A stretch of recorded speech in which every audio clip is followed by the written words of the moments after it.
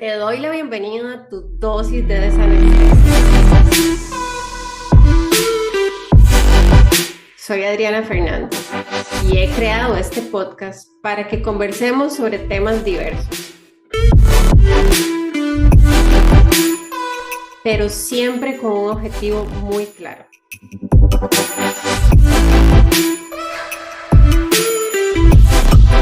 El de recordarte que vivir desanestesiada te confiere el poder de elegir, decidir, cambiar y construir la vida que anhelas.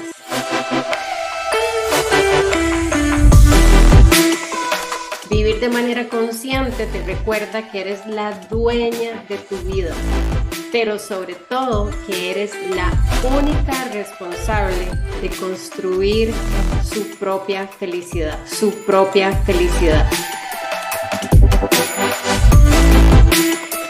¿Estás lista para desanestesiarte?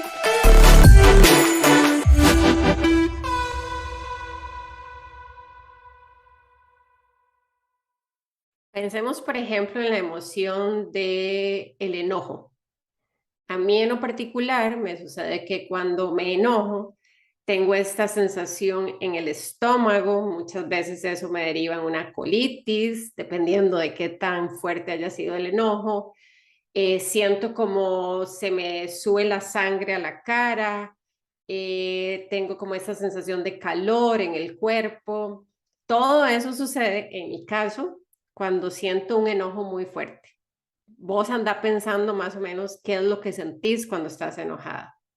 Bueno, ahora imagínate que uno permanezca durante minutos, horas, días, semanas y hasta años con la emoción del enojo.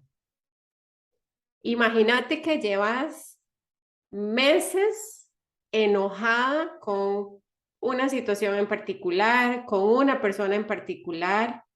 Y sí, puede ser que ya no todos los días tienes necesariamente esas evidencias que suceden en el momento, pero definitivamente hay un impacto en tu salud física, emocional, que está derivándose de esa emoción que has venido guardando ahí por mucho tiempo.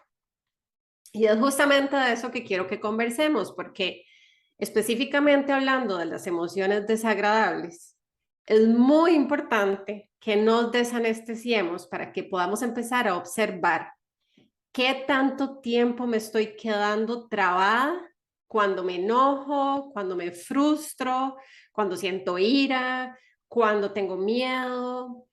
Porque si ni siquiera eres consciente de cuánto tiempo te estás quedando ahí pegada, ya tienes la primera tarea, que es empezar a ser consciente. Y revisemos algunos ejemplos. De pronto yo digo, bueno, supone que te sientes muy triste. Difícilmente esa tristeza que sientes no tenga algún impacto. Por ejemplo, si te sientes muy triste, es muy normal o probablemente va a ocurrir que si normalmente entrenas, no quieres ir a entrenar, que si normalmente te cocinas, no te quieras cocinar, que si normalmente te gusta salir con amigos, no quieras salir con amigos. Es decir, que la emoción desagradable de la tristeza está teniendo un impacto en otras áreas de tu vida. Y así sucede con cada una. Por ejemplo, el enojo, ya les decía al inicio, te genera un montón de reacciones químicas, inclusive en el cuerpo. Se te sube la presión, te sientes tenso, tensa, te sientes estresada. Cuando estás nerviosa es muy posible que todo lo que veas a tu alrededor se vea más grande, se vea más amenazante, se vea más como algo que podría ocasionarte daño, porque tendemos a hacer que se haga más grande, que la emoción haga, la emoción del miedo o del nervio haga que cualquier otra cosa alrededor se haga más grande. Y no sé si les ha pasado, por ejemplo, de pronto se me ocurre cuando estamos viendo una película de terror y suena alguna puerta y inmediatamente brincamos. Y es porque tenemos esta emoción del miedo tan activa que cualquier cosa que suceda alrededor nos detona. Entonces, lo que quiero es que nos desanestesiemos con con la importancia que tiene el estar conscientes de nuestras emociones, porque sí tiene un impacto en nuestra salud, en nuestra calidad de vida, en nuestro bienestar, en lograr lo que queremos lograr en la vida. Imagínense que este periodo se conoce como el periodo refractario de la emoción, que básicamente es eso, el tiempo que te quedas ahí pegada en esa emoción. Eso puede tener un impacto tan grande como que, por ejemplo, una emoción se convierta en un estado de ánimo, porque ya no fue que duraste 5 minutos enojada, sino que ya llevas 3 días enojada por la misma situación, o que inclusive se convierta en un temperamento, porque ya no son 3 días, sino que ya van 2 semanas, o que inclusive se convierta en una personalidad, porque te divorciaste hace 10 años y todavía sigues amargada o frustrada por lo que sea que no se haya podido resolver. Entonces, realmente sí merece que le prestemos mucha atención a las emociones por las que transitamos durante el día y durante la vida, porque sí genera un impacto en nuestra calidad de vida. Entonces, la primera recomendación que te quiero hacer, y ojo que esto es muy de mi experiencia, como siempre se los comparto, es conciencia, es decir, desanestesia absoluta, mujer. Es importante que empieces a estar muy consciente de qué emociones estás teniendo y cuánto tiempo te estás quedando en esa emoción. Esa es la primera, diría yo, la primera clave y ya sabemos que es la clave para todo en la vida, que es conciencia y dejar de ir en automático. Si no tenemos la conciencia, pues no hay nada más que hacer porque ni siquiera me voy a dar cuenta. Lo siguiente es que no niegues la emoción. Como les decía, la emoción, es una reacción. No podemos pretender taparla, negarla, ocultarla. Tengo derecho a sentirla, a validarla y a vivirla. Eso es bien importante porque a veces tal vez creemos que haciéndome creer que eso no lo estoy sintiendo, lo voy a dejar de sentir. Y no es cierto.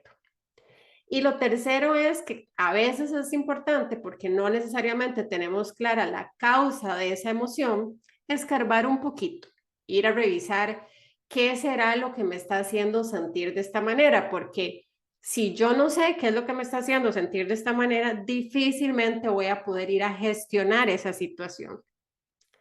Ok, eso con respecto a como 3 tips que yo te doy que a mí me funcionan cuando estoy atravesando alguna de estas emociones. Y acuérdense que nos estamos enfocando en las que no son agradables, porque las que son agradables, más bien de manera muy natural, tendemos a vivirlas muy intensamente y alargarlas si es posible, ¿verdad? Si estamos en una emoción de alegría y todo lo que nos genera es bienestar, ¿verdad? Cuando estamos en esta emoción de la felicidad, más bien a nivel corporal y a nivel salud, todo lo que sucede es extremadamente favorable. Lo otro que es importante es, ok, pero ¿cómo logro transitar esa emoción de una manera más sencilla? ¿Cómo hago para no quedarme pegada horas, días, semanas, meses o años en el enojo, en la culpa, en la, ¿cómo se llama esta? Como cuando no perdonamos a alguien, en el rencor, en la tristeza. ¿Cómo hago para no quedarme ahí pegada? Y bueno, aquí es importante que teniendo conciencia de la emoción, que ese es el paso más importante porque ya a partir de ahí puedo empezar a construir otras maneras. De pronto, por ejemplo, decidas en ese momento que estás sintiendo la emoción del enojo, ¿cómo puedes contrarrestarla? Entonces, de pronto, conversar con alguien, salir a darte una vuelta, ir a la cafetería del trabajo, meterte en el baño y respirar. Esa a mí me ha funcionado alguna vez, así que por ahí se las dejo. No conversar con nadie por un rato. ¿Cuál es el mecanismo que aprendes y descubres que te funciona para empezar a darle un cambio a esa emoción? Y que entonces, si antes te tomaba 3 horas salir del enojo, de pronto ya te tome 2 horas y media, y de pronto te das cuenta que te toma 2 horas, porque cada vez estás más consciente y empiezas a aplicar una serie de técnicas, hasta que ojalá casi que pasas por ahí de manera muy rápida, pero tienes esta capacidad de salir a partir de la conciencia y la práctica. Lo otro que es importante es entender que no necesariamente siempre, o dependiendo del caso, o de cuánto tiempo lleves pegada en una emoción, y que tal vez a partir de esto que estamos conversando puedas empezar a tomar conciencia de que llevas mucho tiempo enojada, o llevas mucho tiempo frustrada, o llevas mucho tiempo con rencor. A veces es necesario buscar apoyo. No todos los recursos propios son suficientes. A veces no basta con salir a caminar, a veces no basta con respirar, a veces no basta con conversar con alguien, y sobre todo cuando llevas pegada mucho tiempo. Entonces, buscar recursos de apoyo para que haya un proceso en el cual puedas desenredar ese nudo y empezar a construir sobre el soltar esa emoción de una manera quizás con un acompañamiento más profesional o con algunas técnicas un poco más avanzadas. Y otra cosa que es bien importante y que a mí me funciona mucho es buscar la manera de generar más emociones positivas, porque entre más emociones positivas tenga, menos cabida o menos espacio le doy a alargar las que no son tan positivas. Entonces, de pronto, ¿qué tan consciente eres de agradecer por lo lindo que está el día, de disfrutar la tacita de café o de té que te estás tomando, de agradecer este trabajo que tienes que fue el que siempre soñaste? Si eres mamá, de ver la cara de tus hijos y sentirte completamente plena. ¿Cuáles son esas cosas que suceden en el día a día o que tienes a la mano en el día a día, tan sencillas, porque no tiene que ser nada extraordinario, que te permiten evocar a emociones más positivas? Y estas emociones más positivas hacen una balanza muy pesada para contrarrestar la duración de las emociones desagradables.